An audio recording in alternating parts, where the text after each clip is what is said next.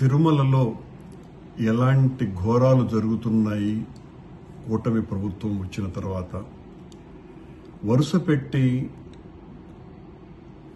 తిరుమలలోనే ప్రభుత్వం యొక్క బాధ్యతారాహిత్యం కారణంగా చివరకు పోలీసు వాళ్ళు కూడా మద్యం తాగి విచ్చలవిడిగా వ్యవహరిస్తున్నారు అని అంటే ఆశ్చర్యం వేస్తుంది. అంటే ఏ రకమైనటువంటి పర్యవేక్షణ కొండ మీద పూర్తిగా కరువయింది. ఎంతసేపు మా మీద పడి ఏడవటం తప్ప గత ప్రభుత్వం అన్ని అక్రమాలు అన్యాయాలు ఘోరాలు చేసినాయి అని చెప్పుకోవటానికి ఈ సంవత్సరం అంతా గడిచిపోయింది.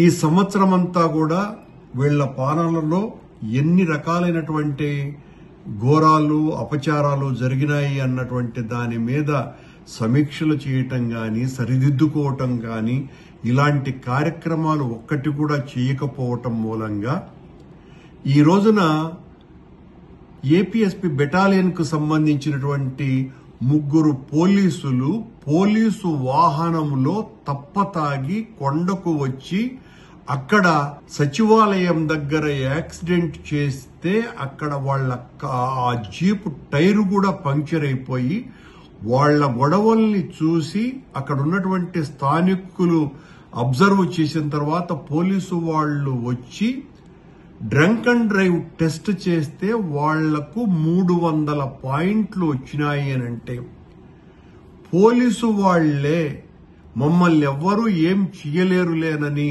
కొండ మీద ఈ రకంగా తప్పతాగి వస్తున్నారు అని అంటే ఇక ఏ రకంగా ఈ ప్రభుత్వం ధర్మ పరిరక్షణకు పూనుకున్నది, తిరుమల పవిత్రతను కాపాడాలని నిశ్చయించుకున్నది, గత ప్రభుత్వ ప్రక్షాళన చేస్తున్నాము అని నిరంతరం వాగుతూ కాలం గడిపినారు.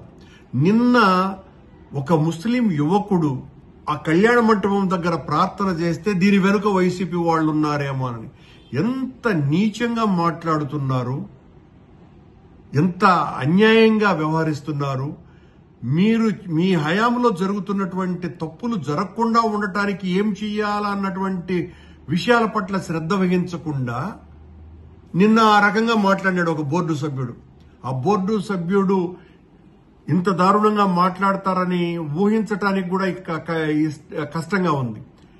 ఈ రోజున 3 పోలీసు వాళ్లే ఏపీఎస్పీ బెటాలియన్ కు సంబంధించినటువంటి 3 పోలీసు వాళ్లు తప్పతాగి కొండ మీద వీరంగం చేసి అక్కడ డ్రంక్ అండ్ డ్రైవ్ లో దొరికినారు అని అంటే ఇక ఎవరు రక్షిస్తారు కొండని? ఎవరి పర్యవేక్షణ ఉన్నది? ఎవరైనా పట్టించుకుంటున్నారా? ఎంతసేపు మీ పైరవీలు, మీ విఐపీలకు ఊడిగాలు, మీ దర్శన టికెట్లు అమ్ముకోవటాలు, వీళ్లతో మీరు కాలం గడుపుతూ మా మీద అబండాలు ఇంకా సంవత్సరం గడిచిపోయినా మీరు అధికారంలోకి వచ్చి మా మీద మాట్లాడటమే తప్ప అక్కడ జరిగే ప్రతి అన్యాయానికి ఈ రోజున ఈ 3 పోలీసు వాళ్లు తాగి వచ్చిన దానికి కూడా ఆ బోర్డు సభ్యుడు దీని వెనుక వైసీపీ వాళ్ళు ఉన్నారేమో అని చెప్పినా కూడా ఆశ్చర్యపడాల్సిన పనిలే. దీని మీద కేసులు కడతాం, దీని మీద కఠినమైనటువంటి చర్యలుంటాయి అని నిన్న సంఘటన మీద ఆ బోర్డు సభ్యుడు మాట్లాడుతున్నాడు. అంటే నువ్వు కేసులు పెడితే భయపడేవాళ్లమా? అంటే దొంగ కేసులు పెడతావన్నమాట. నీ హయాంలో జరుగుతున్నటువంటి తప్పుల్ని సరిదిద్దుకునేటువంటి కార్యక్రమాలు చేయకుండా అక్కడ జరుగుతున్నటువంటి తప్పులని ఎత్తి చూపిన దానికి వైఎస్ఆర్ కాంగ్రెస్ పార్టీ నాయకుల మీద కేసులు పెట్టి జైళ్లలోకి పంపిస్తావా? ఎంత దారుణంగా ఉందండి. అక్కడ మీ పాలనలో పాప ప్రక్షాళన చేస్తాము అని చెప్పి మీరు వచ్చిన తరువాత నిరంతరము అపచారాలు అన్యాయాలు ఘోరాలే జరుగుతున్నాయి. ఇప్పటికైనా కూడా దీన్ని సరిదిద్దుకోవాల్సిన బాధ్యత గుర్తెరగండి. నీచమైనటువంటి ఆరోపణలు చేయటం మానేయండి. ఈరోజు పోలీసు వాళ్లే వచ్చి ఈ రకంగా తాగి అక్కడ ప్రవర్తించినటువంటి తీరు మొత్తం రాష్ట్ర ప్రభుత్వానికే సిగ్గుచేటు, తిరుమల క్షేత్రానికే అవమానకరమైనటువంటి విషయం ఇది.